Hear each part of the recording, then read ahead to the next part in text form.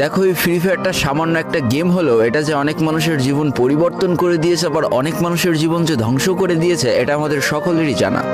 তবে সামান্য এই গেমটা যে গোটা একটা পরিবারকে আবার নতুন করে জীবন দান করবে, এটা আসলে সকলের অজানা ছিল।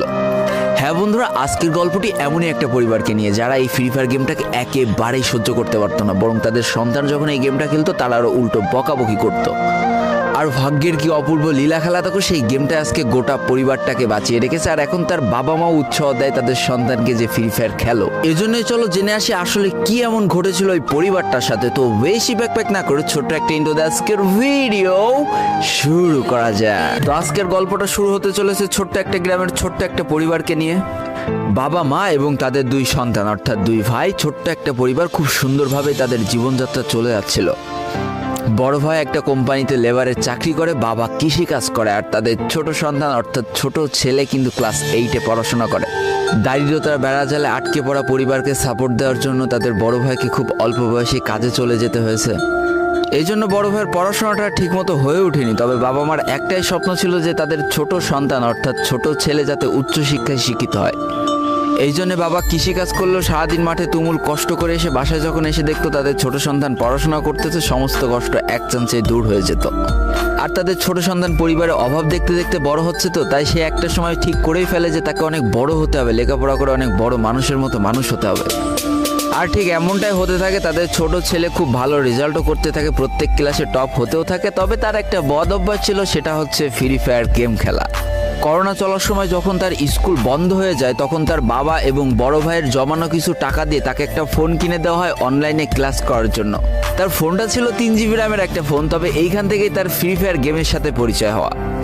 সারাদিন পড়াশোনার ফাঁকে সময় পেলেই সে ফ্রি ফায়ার গেম নিয়ে বসে পড়তো। আগে যেমন বাইরে খেলাধুলা করতো, এখন সে আর বাইরে খেলাধুলা করে না, ঘরে বসে সারাদিন ফোন টিপে আর ফোনে গেম খেলে। এদিকে তার বাবা মা যখন ফ্রি ফায়ার গেম খেলা দেখতো তখন প্রচণ্ড পরিমাণ রেগে যেত, এমনকি মারধর পর্যন্ত করতো যে তুই এই গেম খেলা বাদ দিয়ে দে। তবে তাদের ছোট ছেলে যতই বাবা মার বাধ্য সন্তান হোক না কেন, ফ্রি ফায়ার গেমটা ছাড়তে সে একেবারেই নারাজ। প্রথম দিকে পড়াশোনার ফাঁকে ফাঁকে গেম খেললো, যখন তার বাবা মা তাকে বকা শুরু করে তখন সে রাতের অন্ধকারে গেম খেলা শুরু করে। তবে বন্ধুরা বলে রাখা ভালো, সে কিন্তু তার পড়াশোনা একেবারেই ঠিক রেখেছিল, অর্থাৎ গেমের কোনো কালো ছায়া পড়াশোনার উপরে কোনোদিনই সে পড়তে দেয়নি, যার কারণে তার রেজাল্টও মোটামুটি ভালোই হতো। এতদিন পর্যন্ত পরিবারের সবকিছু ঠিকঠাকই ছিল, এবার আস্তে আস্তে পরিবারটা একটু একটু করে ভাঙতে শুরু করবে।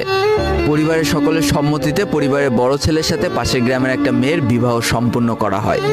আর যেন বিবাহের কয়েক মাস যেতে না যেতে বড় ভাইয়ের পরিবর্তন লক্ষ্য করতে শুরু করা যায়। এতদিন ছোট ভাইয়ের পড়াশোনা খরচ বড় ভাই আর বাবা মিলে চালিয়ে আসলো, এখন আর বড় ভাই কিন্তু ছোট ভাইয়ের পড়াশোনা খরচ দিতে রাজি হয় না। তবে তাতেও খুব একটা ফারাক পড়ে না, কারণ তাদের বাবা এখনো শক্তভাবে তাদের পরিবারটাকে ধরে রেখেছে, অর্থাৎ বাবা কিন্তু কৃষিকাজ করে তাদের পরিবারটা খুব সুন্দরভাবে চালিয়ে নিচ্ছিল। তবে বলে রাখা ভালো, হাতের 5টা আঙুল যেমন এক হয় না, পরিবারের প্রত্যেকটা সন্তানের মন মানসিকতাও কিন্তু এক হয় না। কিছুদিন পর বড় ভাই পুরোপুরি আলাদা হয়ে যায়, তার বউকে নিয়ে নতুন করে সংসার তৈরি করে। এমনকি একটা পর্যায়ে যে বড় ভাই তার পরিবারকে অস্বীকার করে দেয়, অর্থাৎ একটা টাকাও আর পরিবারে দিত না, সমস্ত টাকা সে নিজের সংসারেই খরচ করত। 4 জনের পরিবারটা ভেঙে যায় এখন 3 জনের পরিবার হয়ে গেল, বাবা মা আর তাদের ছোট সন্তান। এখন পুরো পরিবারের দায়িত্বটা বাবার উপরে পড়ায়, দিনরাত 24টা ঘন্টা হাড় ভাঙা খাটুনি করা শুরু করে দেয় তাদের বৃদ্ধ বাবা। এদিকে তাদের ছোট সন্তান সবটা কাছ থেকে দেখে অনেক কষ্ট পেত, তারপরেও তার করার কিছুই ছিল না, তাকে পড়াশোনাটা চালিয়ে যেতেই হবে, কারণ বাবা মার একমাত্র স্বপ্ন তাকে পড়াশোনা করে মানুষের মতো মানুষ হতে হবে। এদিকে বলে রাখা ভালো, পড়াশোনার পাশাপাশি কিন্তু সে ফ্রি ফায়ার গেমটা অনেক ভালো মতো খেলা শিখে গিয়েছিল। তার 3 GB র্যামের ফোন একটু ল্যাগ দিলেও মোটামুটি ভালোই খেলা যেত স্মুথ গ্রাফিক্সে। এমনকি সে আস্তে আস্তে টুর্নামেন্ট খেলাও শুরু করে। আর এখান থেকে যে টাকায় পেতো, 50 টাকা, 100 টাকা, 200 টাকা যা পেতো, সেই টাকাতে তার পরীক্ষার বই খাতা কিনতো, যাতে তার বাবার একটু কম পরিশ্রম করা লাগে, কম খাটনি করা লাগে। হাই রে, পরিবারের বড় ছেলে পরিবার থেকে আলাদা হয়ে গেল, আর ছোট ছেলে চিন্তা করছে বাবার কিভাবে কষ্ট কম করা লাগবে। এরই মাঝে সে একদিন চিন্তা করে, সে তো টুর্নামেন্টে অনেক ভালো পারফরমেন্স করছে, তাহলে তার একটা ইউটিউব চ্যানেল খোলার দরকার, অন্তত টুর্নামেন্টের ওই ম্যাচগুলো ইউটিউবে ছাড়লো, যদি কপালে ভালো কিছু লেখা থাকে। এমনই একদিন তার একটা টুর্নামেন্ট চলছিল, সে বারান্দায় বসে বসে টুর্নামেন্টটা খেলছিল। আর ঠিক সেই সময় তার বাবা হাড় ভাঙা খাটুনি করে মাঠ থেকে কেবলই বাসায় ঢুকছিল।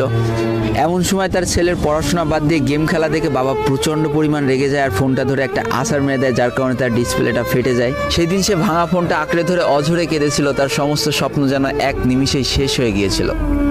তারপরে সে স্কুলে যাওয়ার জন্য যে টাকা পেতো সেই টাকাগুলো জমিয়ে জমে একটা সময় তার ফোনের ডিসপ্লেটা ঠিক করে, আর ডিসপ্লে ঠিক করতে 1500 টাকা লেগেছিল, আর সময় লেগেছিল প্রায় 4.5 মাস।